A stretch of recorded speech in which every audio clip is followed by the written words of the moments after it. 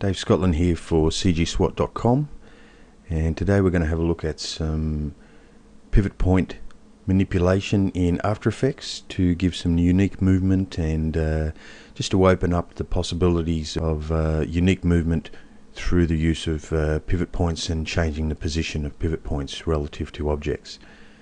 And the end effect that we're shooting for is this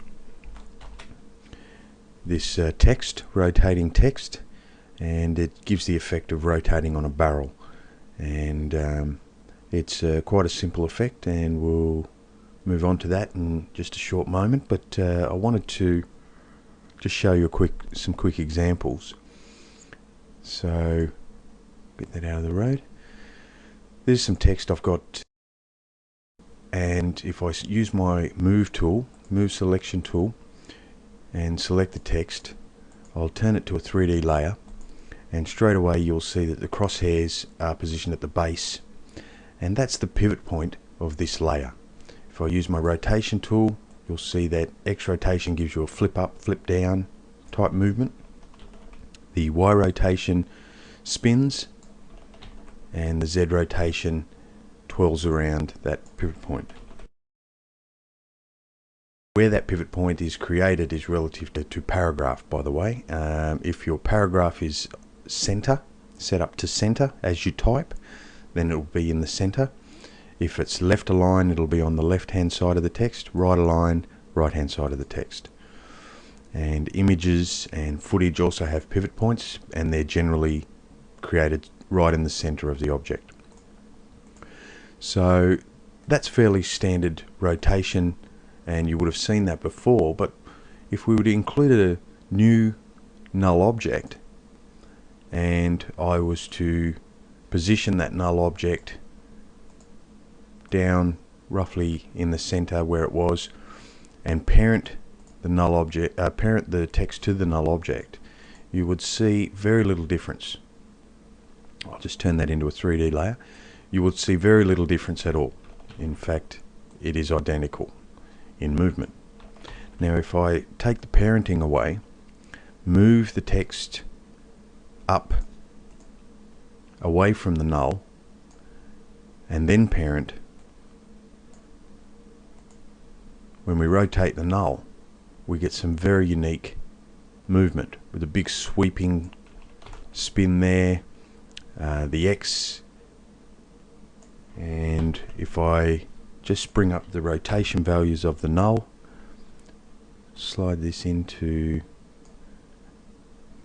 and we'll create keyframes at frame 0, come through to say 1 second, and put a rotation value of 360 degrees or 1 complete rotation on 2 of these values, and play it back. You'll see that we're getting some quite dynamic movement there that would be hard to achieve if we left the pivot point, in fact impossible to achieve if we left the pivot point where it was on the text. And I can change those around a little bit to get some slightly different movement again. Then if I was to create another null object and place it at the top, bring up the rotation values to make it 3D, and parent this first null to the second null, and do the same thing at frame 0, we'll create some keyframes. We'll come through to frame 25, and on the Z we'll do 2 full rotations. So as you can see, straight away you're getting some very dynamic movement that wouldn't be possible with the original null placement. And sky's the limit as to how much movement you can give them and how many nulls you can parent to one another to really start to play with it. Now be aware though, there is such a thing called gimbal lock, and gimbal lock is the cancellation of rotation. When you start to rotate an object on 3 axes, at least one of those axes starts to cancel itself out, and you get some pretty undesirable effects. But that's just something to be aware of. If your object is doing some pretty weird things, it could in fact be gimbal rotation or gimbal lock.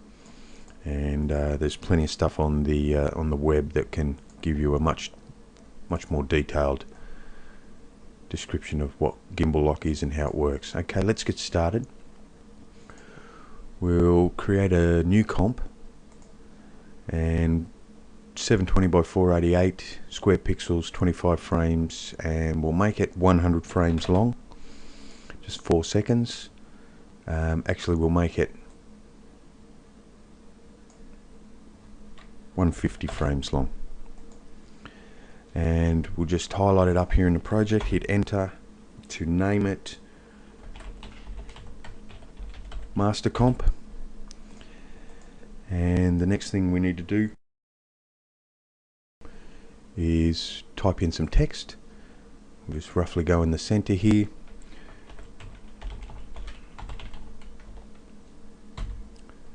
and we'll just move that so that it's roughly in the center, and we'll highlight that text and we'll pre-comp it with layer, pre-compose. We'll call this text 01, and we'll open the new composition. Click OK to that. Now we don't really need all this space, so we're going to just change the composition value slightly. If we go composition, comp settings, and the height, we'll leave the width at 720. We'll change the height to 80. Click OK, and that gives us less room for the background, which we don't need so much room on the background. And what we'll do is create a layer, new, solid, and we'll call this text BG. We'll make it black. And what this does, once we get the effect working, is stops us from seeing through to the text at the back. When it starts to rotate, we don't want to see that text at the back, and that's going to stop that from happening. So with that text 01 layer selected in the project window, we'll hit Control D, Control D, Control D, and what that's given us is 4 text compositions. If we select text 2, we can change the text to width. We'll select text 3, we'll change the text to pivot. We'll select text 4, and we'll change the text to points. And that gives us our 4 different text layers.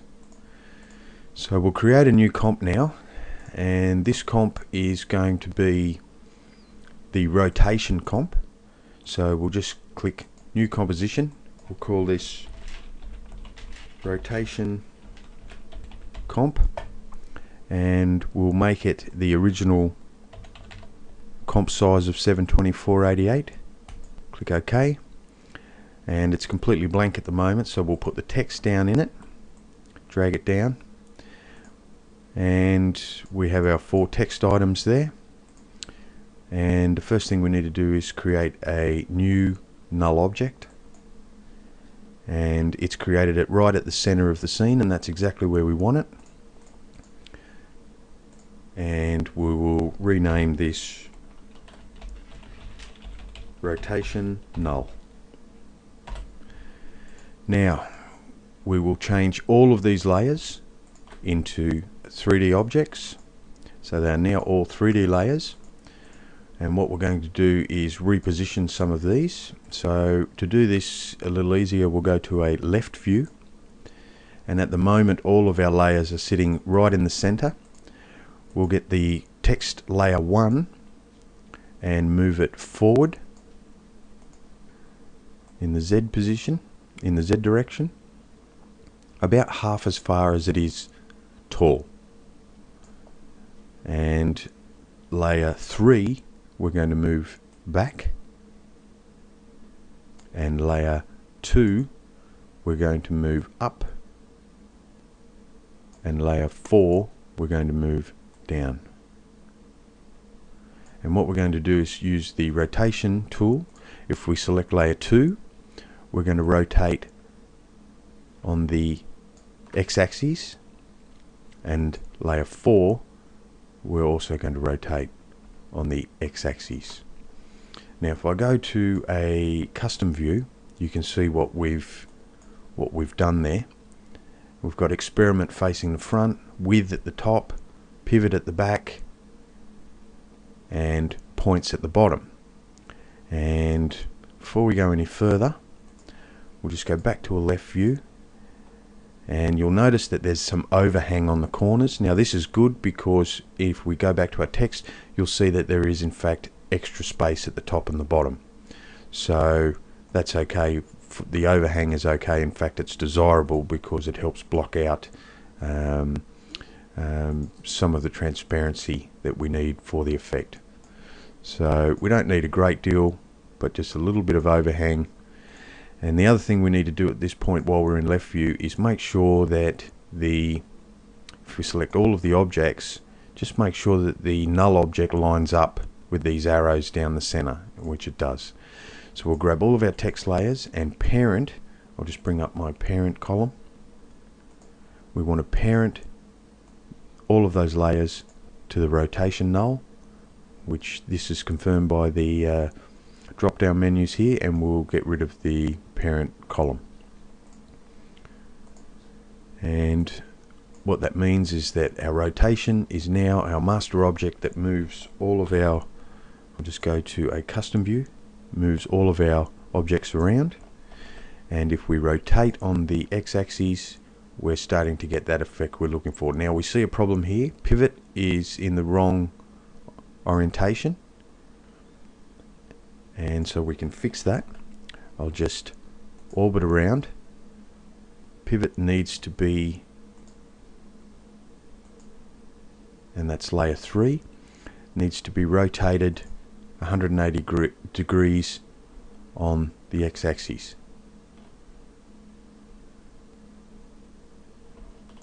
And there we have it. And if I arc this around, you'll see that our null object can now be rotated, experiment with pivot, points, and points looks like it's upside down. So by the time it gets around to the front, it's the wrong way around. So that would be number 4, text 4, and we'll just rotate it on its x-axis like so. And so now we've confirmed that it works properly. I'll just bring up the rotation or transform values for that and reset it, and we'll go back to our active camera and just confirming that everything looks like it's fine there. So now we're going to do a little bit of animation, keyframe animation. We'll bring up just the rotation for the null object by hitting R. We'll create a keyframe for the X rotation at frame 0. Now we're going to come through to 25 frames or 1 second, and we're going to create another one, and that means it's just going to hold for 25, and then we're going to do some rotation. So it's going to hold for 25. Then we're going to come through to 35. We're going to type in 90, and so it holds for 25, rotates over 10 frames. Okay, we go through another 20 frames. So we're starting at 35, we'll go to 55 and place a keyframe. Then we're going to go 10 frames, 65, and we're going to rotate 180. Then we're going to hold for another 20 frames, which takes us to 85. Click a keyframe. Then we're going to go another 10 to 95, rotate to 270. Then we're going to hold for 20 frames, which is 115, and create a keyframe. Then go another 10 frames. Actually, that's our last position. So from 115 we'll add 1 second, which brings us to 140, and create a keyframe. And we'll just slide in our work area to 140 and trim comp to work area, and that way we haven't got any wasted space there. So that seems to be working fine, and we'll move on to our next. That's our animation done in there. We'll go back to our master comp. We'll delete the texto one, and from our project window we'll bring down rotation comp, and you'll see that that's animating fine, and we might just trim that comp in as well. Trim comp to work area. Okay, now you will see there is a bit of an issue. We're starting to see just along the top the next piece of text that's coming over, but we'll get rid of that by creating a camera. So if we go layer, new, camera, and we're going to go a little bit small on the focal length. We're going to go 20mm, and we'll go OK to that. And now you'll see if we switch to camera 1 that that's been minimized. In fact, if we just bring the rotation comp up slightly, it'll minimize it even more. Actually, one thing we're missing here, just undo that, move. We need to tick the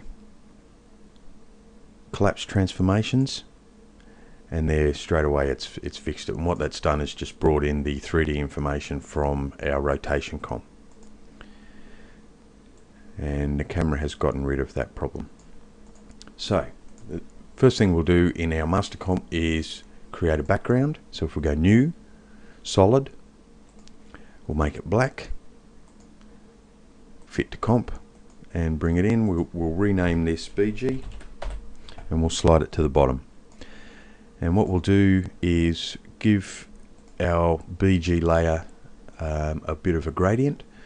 So if you right click on your effects panel and generate ramp, what we want to do is make it a radial ramp, and the top color, the start color, we're going to make a very deep red, and the white or finish color, end color, we'll make black. We can move our position around a little bit.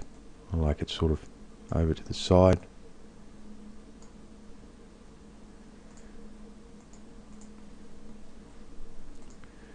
And we'll create another background element. If we go layer, new, solid, and that's all fine, we'll just rename it stars. Move that above the BG, and in the effects panel with the stars selected, we'll bring down and introduce a fractal noise. And what we want to do is use the transform to scale it right down. We're going to go 2 on the size. We're going to bring the contrast right up to about 250 and the brightness down. And there you have an instant star field. Now the rotation comp we're going to be using as a luma mat for our shiny gold looking text.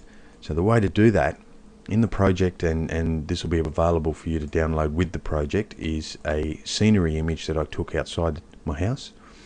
It's nice and contrasty, lots of bright colors and contrasting shades and shapes.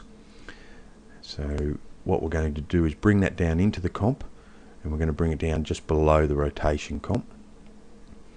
and we're going to resize it because it's a bit big, and the quickest way to do that is to right click, transform, fit to width, and then I want to just bring the top scale down to about there, just so that our animation stays within it.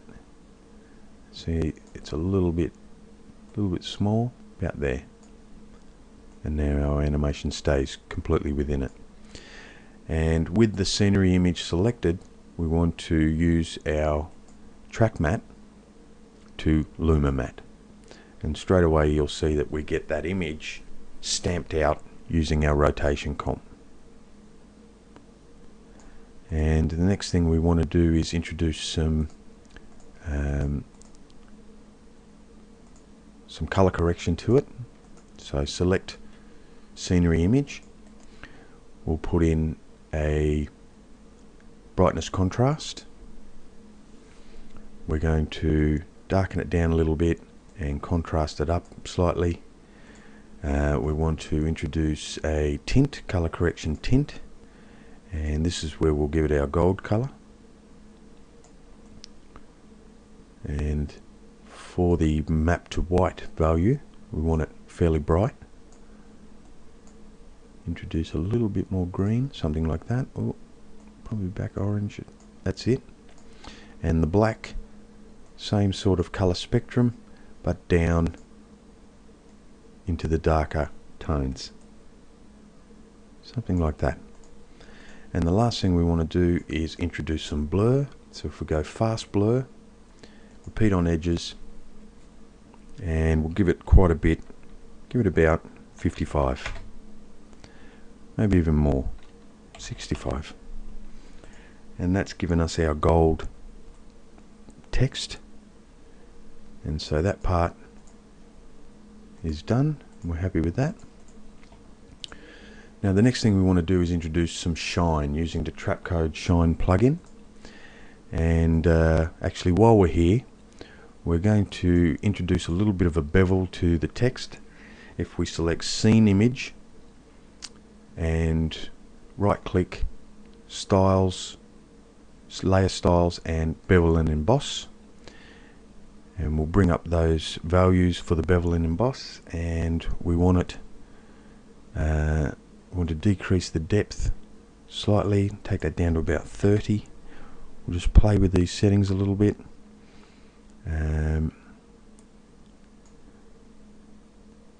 We want the highlight mode to normal, crank it up, crank up the shadow color, maybe bring the angle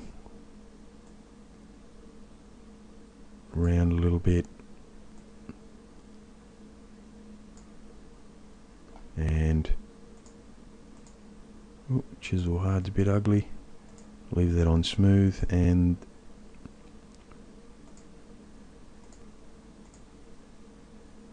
just play with this until we get something we like.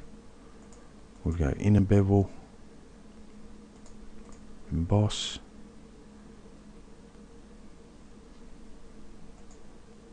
and I think that's probably going to do us.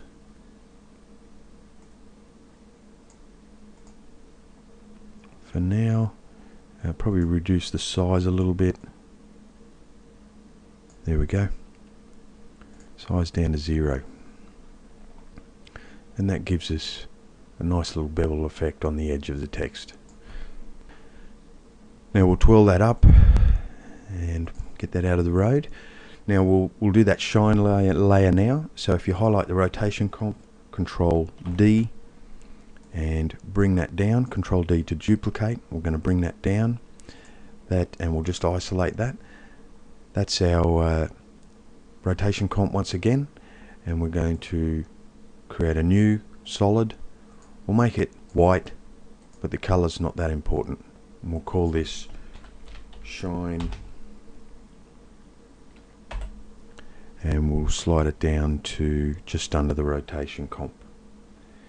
And what we're going to do with this is use the luma cutout again, the luma matte, And if I bring up my background, you'll see that we have nothing but the white text. I'm going to go to my rotation comp that's feeding the shine, and I'm going to introduce a Trapcode Shine. And you'll see that it's white, and that's not the color we want, but this is why we didn't need to worry about the color. On the shine level, we want to introduce a generate fill, and we want to make this our gold color. So somewhere in there,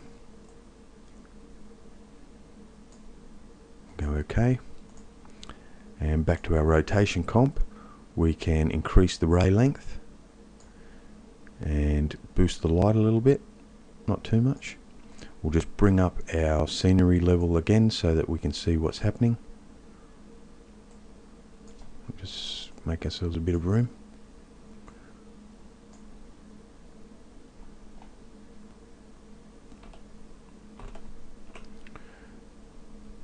And we're starting to get the effect that we're looking for.